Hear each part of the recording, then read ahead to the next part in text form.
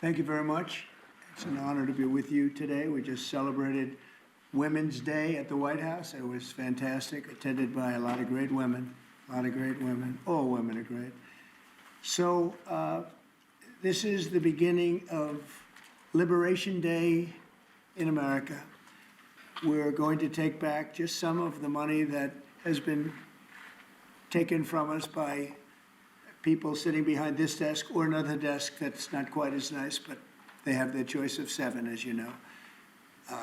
And we're going to charge countries for doing business in our country and taking our jobs, taking our wealth, taking a lot of things that they've been taking over the years. They've taken so much out of our country, friend and foe, and frankly, friend has been oftentimes much worse than foe.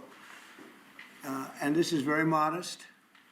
What we're going to be doing is a 25% tariff on all cars that are not made in the United States. If they're made in the United States, there's absolutely no tariff. We started off with a 2.5% base, which is what we were at, and we go to 25%. And basically, as you know, and as you've been saying, not reporting as accurately as it should be reported because it's a massive story.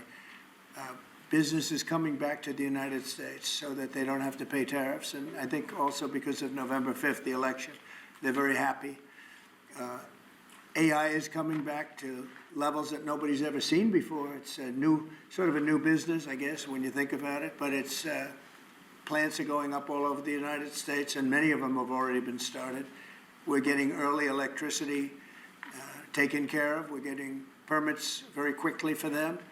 And we're going to make their life very happy. They're coming in with tens of billions of dollars.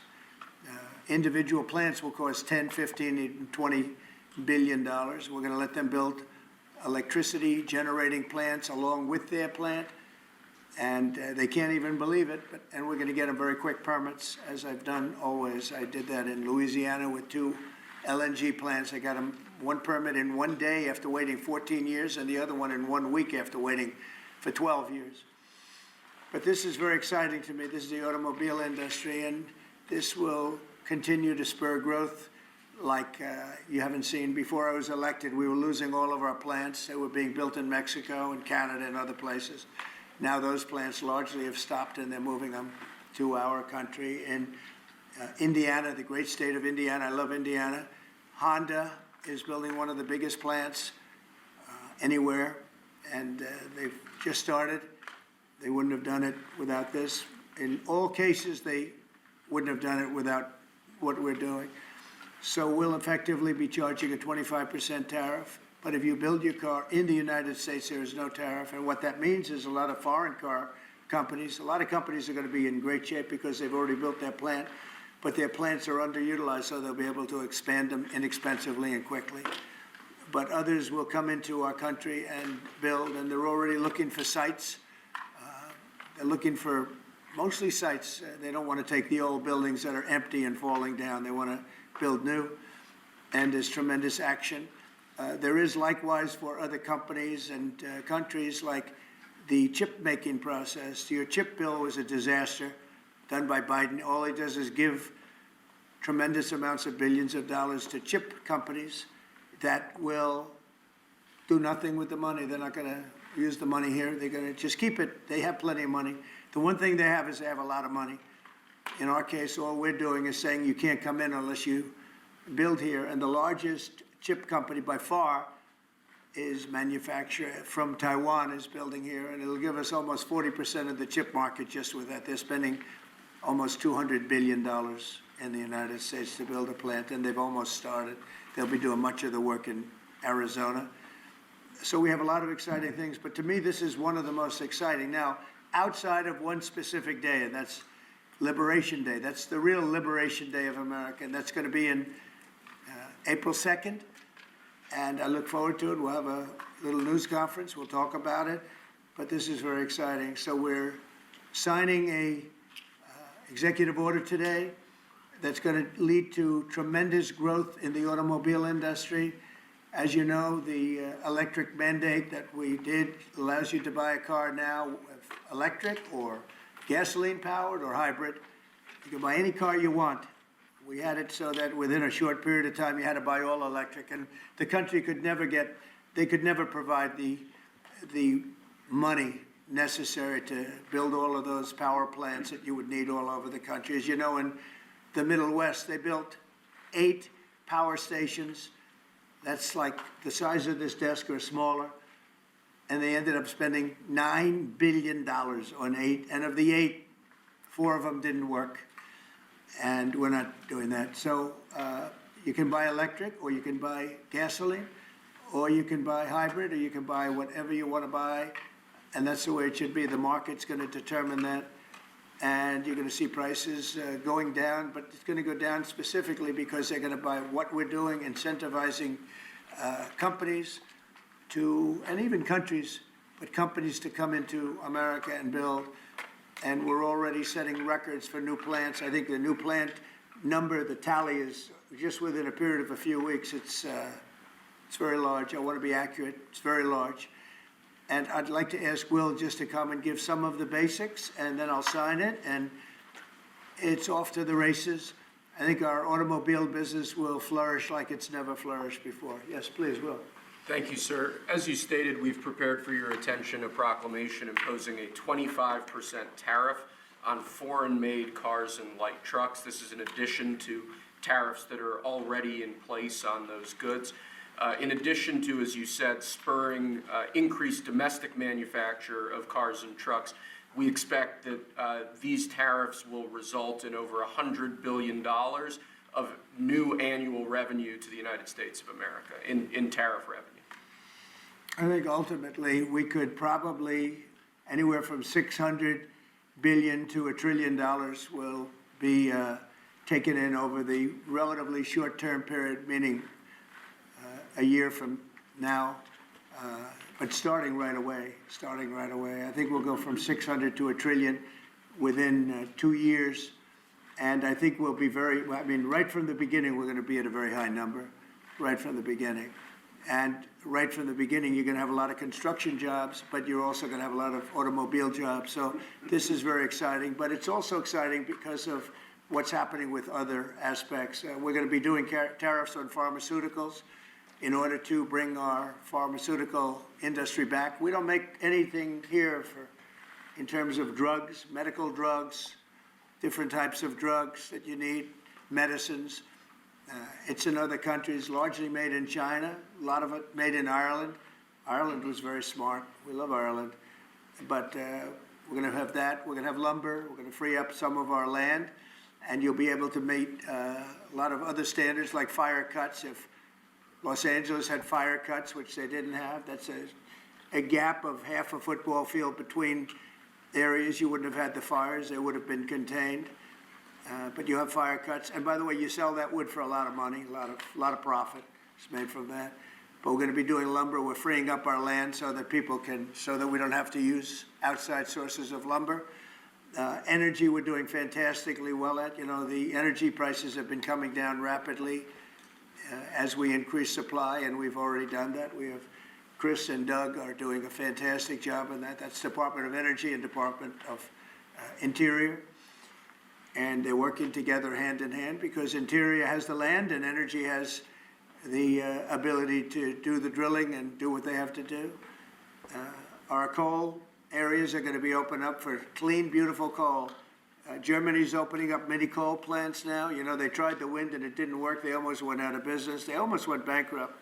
They tried wind, which is a disaster because it's too expensive and it doesn't look good, kills all the birds, a lot of problems. But Germany is now building a lot of coal plants. China is building one a week, think of that. And they're using coal, which is very powerful. Coal is a very powerful energy. And we're opening up our coal mines again, and we're going to do, I call it beautiful, clean coal. The technology is so good now that coal can give you tremendous power at the same time. It can be very clean. But we're also obviously doing oil and gas and various other things. You can do pretty much whatever you want. We don't like the wind because we think it ruins the landscapes, the plains, ruins them. And it's got a lot of problems. It's also by far the most expensive energy. It looks horrible in the oceans. It's dangerous in the oceans in terms of navigation. And if you look at what's happening with whales, you know, in one area, they lost 2 whales, like in 20 years, washed ashore. And this year they had 17 wash ashore. So there's something happened out there. There's something driving the whales a little bit loco, but they lost 2 in 20 years. And now they lost 17 in a short period of time. So it's something wrong out there. So this is very exciting. This is going to lead to the construction of a lot of plants, and in this case, auto plants. And you're going to see numbers like you haven't seen, both in terms of employment. Takes a little while. You're going to have great construction numbers initially, and then ultimately you're going to have a lot of people making a lot of cars. And one other thing, we have the Speaker of the House with us, who's doing a fantastic job. And where's Mike? And we're trying to get approved. Mike, thank you very much for being here. We're trying to get approved, if we can. If you borrow money to buy a car, you're allowed to deduct interest payments for purposes of income tax, but only if the car is made in America. So if the car is made in America, you get a loan, you can deduct the interest. That's a big saving. A lot of people in that part of the world, in terms of buying cars, a lot of them don't think in terms of deductions. People that think in terms of deductions are very wealthy people, but people are going to start understanding what a good deduction is all about. So when you get a loan to buy a car, and I think it's going to pay for itself. I don't think there's any cost. I think you're going to have so many cars built, but you're only going to get that deduction of interest if the car is made in the United States of America. So I'm going to sign this, and Mike, I hope you can get that, because I think it's going to be amazing in terms of the number of cars that are going to be made because of it. And I want to thank Howard Lutnick, our fabulous commerce chairman. That's what he is. He's a chairman. He's a very successful guy, a great guy. And we have a big day, Howard, coming up next week. Liberation Day. That's Liberation Day. That's going to be on the 2nd, and that's going to be reciprocal. And I think people will be impressed. We're going to be very fair. We're going to be very nice, actually. We have not been treated nicely by other countries, but we're going to be nice. So I think people will be pleasantly surprised, but it's going to make our country very rich, because we're the piggy bank that everybody steals from, and they've been doing it for many years, for decades, so we're not going to let it happen. So, but we're going to treat people very nicely. We're going to treat other countries very, very nicely, and I think it's going to have a very positive effect on everybody, including those other countries. So I'll sign this, and we will see you again on April the 2nd. In terms of this, it's going to be another round, and it's about making America great again, making it strong and prosperous again. Thank you very much.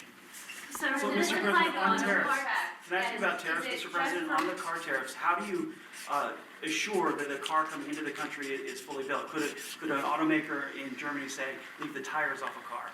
We're going to have very strong policing, and it's pretty easy to do. If parts are made in America and a car isn't, those parts are not going to be taxed or tariffed. And we'll have very strong policing as far as that's concerned. For the most part, I think it's going to lead cars to be made in one location. You know, right now, a car would be made here, sent to Canada, sent to Mexico, sent all over the place. It's ridiculous. So this is a very simple system. And the beauty of the 25, it's one number.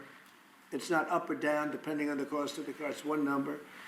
And that number is going to be used to reduce debt greatly in the United States and to build things, reduce taxes. I mean, basically, I view it as reducing taxes and also reducing debt. And within a fairly short period of time, I think we're going to have a balance sheet that's going to be outstanding. Yeah. How do you assure Americans then that this will not cause a long-term increase in prices? Well, look, I think we're going to have a market the likes of which nobody's ever seen before, not in this country. You know, we had the best market ever in my first term. It was the strongest market ever, the best economy ever. And I think I think this blows it away. But this is something that people have wanted to do, presidents have wanted to do for a long time. A lot of them didn't understand it. It wasn't a priority for them. But foreign countries understood it very well. And they've really ripped us off at levels that nobody's seen before. But That's not gonna happen. Mr. President, is this for today or on April 2nd, the auto tariffs? Say it? Are these auto tariffs going to affect today or on April 2nd? They go to effect on April 2nd. We're signing today. It goes into effect April 2nd. We start collecting on April 3rd. Mr. President, do you have any So more did- sectoral tariffs that are coming in on April 2nd? What does that Any mean? more tariffs on any other sectors on April 2nd, for example, chips or pharmaceuticals? Not then, but we will be putting a tariff on lumber. We, as you know, have a tariff already on steel and on aluminum of 25%, and we're taking in tremendous amounts of dollars. More importantly, our steel factories and aluminum factories are roaring. They're starting to roar.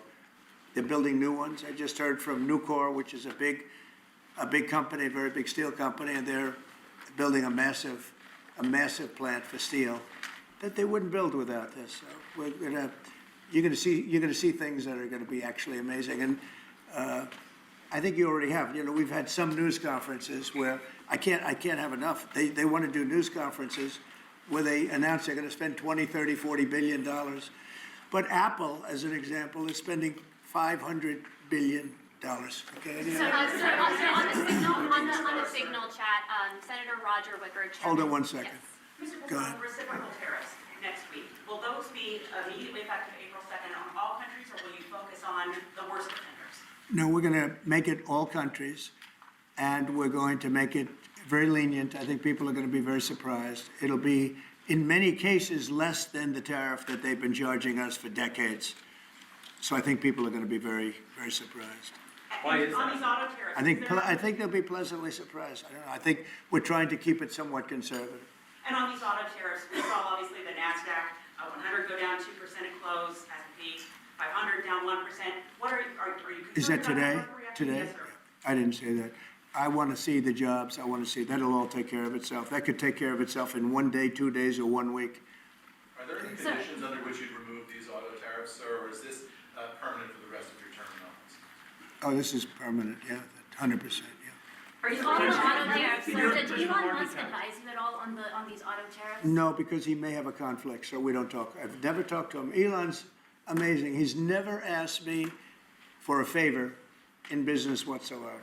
I'm actually a little surprised by it. I might do it, I might not do it. I do what's right, and he'd want me to do what's right. No, he's a patriot. He has never, you know, these are big deals we're talking about. This is probably nothing like this. And I've never had Elon come and say, would you do me a favor with the mandate or the electric mandate or anything? He's never asked me for anything. Sir, also, what's your response to Republican lawmakers who have said today that your administration should take more accountability and not downplay what's happened with Signal that we've seen in these messages today? What Well, is I don't your know about response? downplaying. The press upplays it. I think it's all a witch hunt, that's all. I think it's a witch hunt. I wasn't involved with it. I wasn't there, but I can tell you the result is unbelievable because the Houthis are looking to do something. They want to know, how do we stop? Can we have peace? The Houthis want peace because they're getting the hell knocked out of them. It's And been you read very, both. very strong. The Houthis are dying for peace. They don't want this. And they're bad. Look, they were knocking ships out of the ocean. You know, we had in the Suez Canal, they only have about 20% of the ships going through. They have to go through a different way, which takes weeks of travel. And that really affects commerce. But the Houthis have been hit hard and they want to negotiate peace. But I don't think Can they you Do you can. still believe there was Messages, nothing sir. classified that was shared? Say it. Do you still believe nothing classified was shared? Well, that's what I've heard. I don't know. I'm not sure. You'll have to ask the various people involved. I really don't know. But Senator I can only Roger tell you Wicker- this, you know, you don't want to talk about it. The Houthis have been horrible to the world, what they've done, killed a lot of people, and knocked down a lot of ships and planes and anything else, you know, it's not just the ships. And they have been hit harder than they've ever been hit, and they want us to stop so badly. And they've got to stop. They've got to say no mas. But I can only say that the attacks, it's attacks every day, every night. It's not just the one, you're talking about one. The attacks have been very successful, even beyond our wildest expectations. We've hit them very hard, very successfully. And we're going to do it for a long time. We're going to keep it going for a long time. Senate Republicans have asked said that they have formally asked the administration for an inspector general report on the signal issue. Will you agree to that? It doesn't bother me, I don't know, I want to find if there's any mistake, or if a signal doesn't work. It could be that signal is not very good, it's a company, and maybe it's not very good. I think we'd rather know about it now. There was no harm done because the attack was unbelievably successful that night, and it has been unbelievably successful every single night for the last 4 or 5 nights, so. And the European Union. And that's the thing that you should be talking about. Yeah. This is something that should have been done by sleepy Joe Biden, but he was asleep at the wheel, other than when it came to stealing money, of course. Joe Biden should have done this attack on Yemen, which is basically a certain group within Yemen, the Houthis, and this should have been done by Joe Biden, and it wasn't. And that's caused this world a lot of damage and a lot of So problems. Mr. President, he's responsible, but he's also overseeing the investigation to find out what went wrong, maybe. Who's responsible? Mike Waltz says that he's responsible. Well, You think yeah, that's true? Mike Waltz, I guess he said, he claimed responsibility, I would imagine. So Had should nothing he to do with anyone else. It was Mike, I guess. I don't know. I was told it was Mike. But again, the attacks were unbelievably successful, and that's ultimately what you should be talking about, I think. Sir, So Mike he took responsibility for it. Sir, can I ask him Should how, he consider his have you position over asked? this, Mr. Say it? Should Secretary Hegseth consider his position over the signal? Hegseth is doing a great job. He had nothing to do with this. And Sir, he's, have you asked Mike? Mr. President. How do you bring Hegseth into it? He had nothing to do with it. He said he Look, texted- look, it's all a witch hunt. Here we are talking about some of the greatest business deals ever made. The greatest companies in the world are moving into the United States, and you want to ask about whether or not Signal works. I don't know that Signal works. I think Signal could be defective, to be honest with you. And I think that's what we have to, because you use Signal, and we use Signal, and everybody uses Signal, but it could be a defective platform, and we're going to have to find that out. Mr. President, have you been briefed about soldiers in Say it. Lithuania? Have you been briefed about the soldiers in Lithuania who are missing? No, I haven't. Mr. U.S. President, have you spoken, sir, with the big 3 automakers about these tariffs? What was their reaction? I have. What was their reaction? It depends on whether or not they have factories here.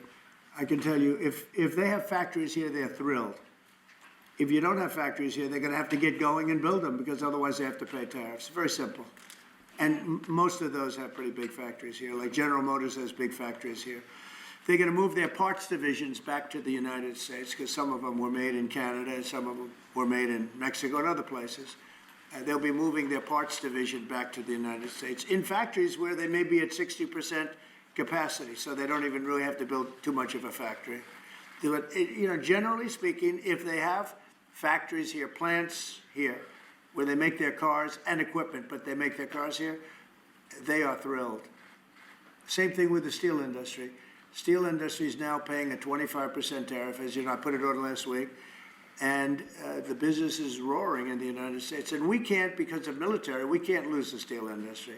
If I didn't put the initial tariffs on steel in my first term, you wouldn't be able to have a military, because we wouldn't have, every steel company would be bankrupt in the United States, and every plant would be closed.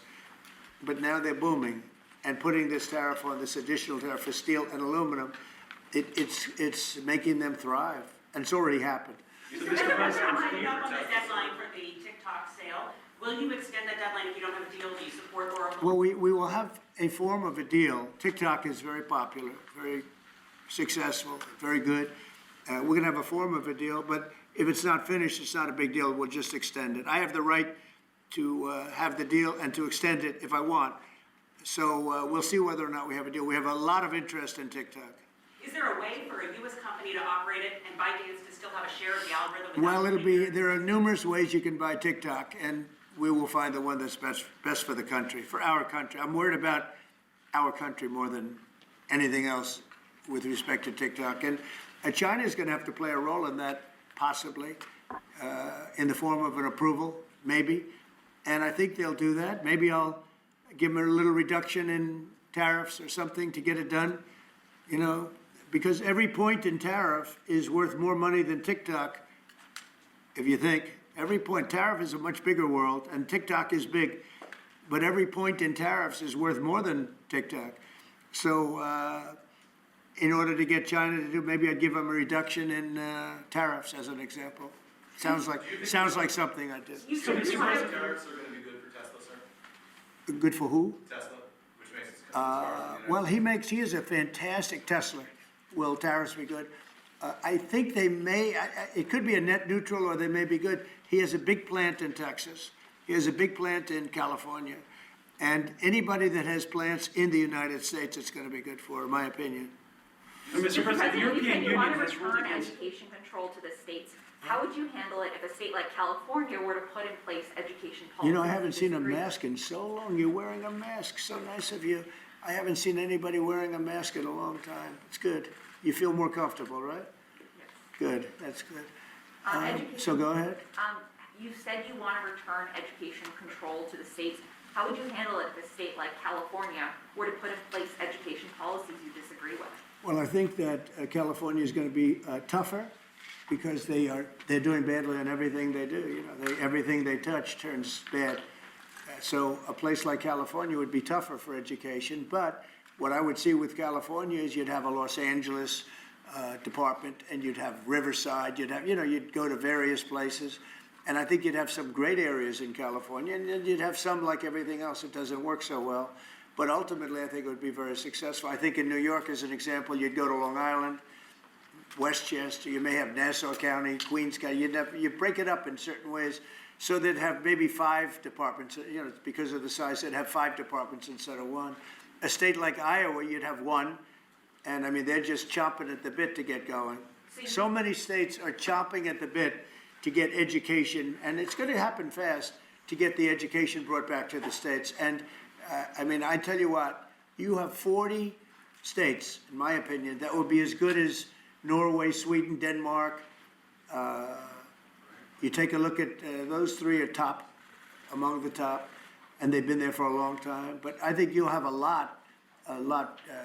Finland is very strong. Frankly, China is very strong. China's the top 10, and that's something considering the size. So it's not only a size thing, but Norway, Sweden have been very good. Denmark has been very good. I think you have Iowa and Indiana, and a lot of our states will be equal to them. But they can't be equal if it's going to be run in Washington. We don't want that. Yeah. You wouldn't interfere. Today, Director Gabbard testified that any information that would indicate that the U.S. or its allies are going to make an attack should be classified. The Secretary of Defense has said that the information in those messages was not classified. Are you going to ask him to review whether it should have been, should flight times and sequencing Sure, be I'll ask him to classified? do. Sure, I would. It would be. You can view that 2 ways, frankly. There's a lot of ways to answer that question, but I'd certainly ask him to take a look at Should it. they So, have Mr. really President, said when they did this, was it in hindsight, should they have Well, there may warfare be, or not? Should yeah, they there may have be a problem with the platform. And if there's a problem with the platform, nobody should use it. They could have a basic problem. But, I say it again, the attack was so successful, it was so lethal. Not that I'm looking for lethality, I wish we didn't have to do it at all, but they're shooting down our ships, they're shooting down our planes, and we can't allow that to happen. And again, this is something that should have been done by Biden a long time ago, or 1 or 2 more. So Mr. Carl, What do you think of the Vice President's comments that he doesn't like bailing out the Europeans? Do you agree with that? Well, I understand where he's coming from. The European Union has been treating us very, very badly in terms of the VAT tax that they charge.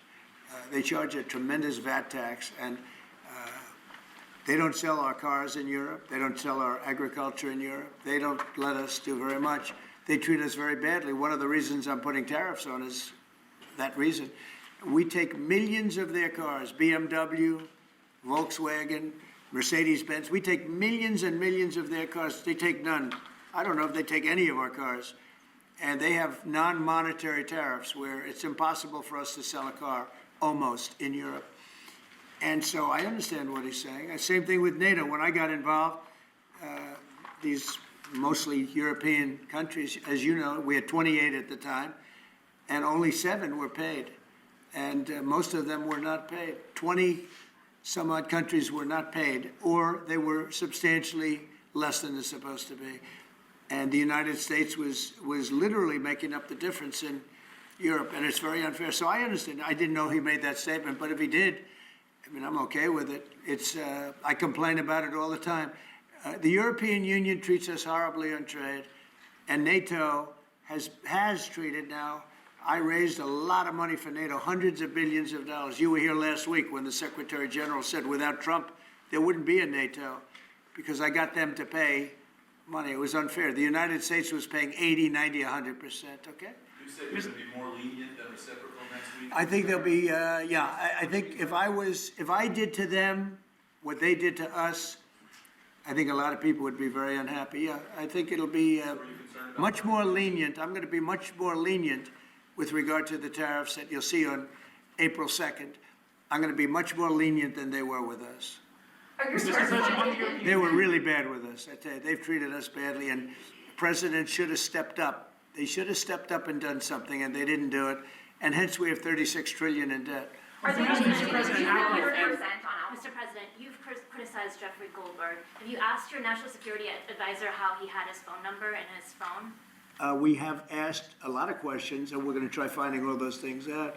No, I just know Goldberg is a sleazebag. You know, his magazine's terrible. He's just a guy that I never had a lot of respect for. Are you Mr. President, on digital market act, Digital market how far are you prepared to go on Greenland? You said this morning that the United States needs Greenland. How We far are you need prepared to Greenland go? for national security and international security. So I think we'll go as far as we have to go. We need Greenland. And the world needs us to have Greenland, including Denmark. Denmark has to have us have Greenland. And, you know, we'll see what happens. But if we don't have Greenland, we can't have great international security. If you look at the ships outside of Greenland, China, Russia, places that we have to be there. If we're not there, we can't have national or international security. So I view it from a security standpoint, we have to be there. What's the reason the Vice President decided to join his wife instead of sending her? She was going to go solo to the dog sled race, and now he's going along on Friday. Who's going The into Vice President. But Usha was going to go to Greenland on her own. I don't know, I'm not sure. I think you may have JD going, actually. Yeah, I don't know if they've split that up, but Usha's great, but I understand JD might be going, so. So the European Union has voted or decided against Apple and Google during the Digital Markets Act, and they're the first U.S. companies they targeted with that. An Apple executive told me they believe that it's politically motivated because of the tariffs on April 2nd. The European Union is suing a lot of our companies, like Apple, and they have a $17 billion judgment. And they're suing Google, they're suing Facebook, they're suing a lot of other companies. And they use that money just like, it's like a tariff. They go before judges that are very pro-European Union, to put it mildly. I have that same thing here, but I don't think the people are going to stand for it. Are they using it as leverage? No, they're just taking advantage of American companies, and we're not going to let them do it anymore. Okay? Thank you very much, everybody. Thank you, everyone. Thank you very much.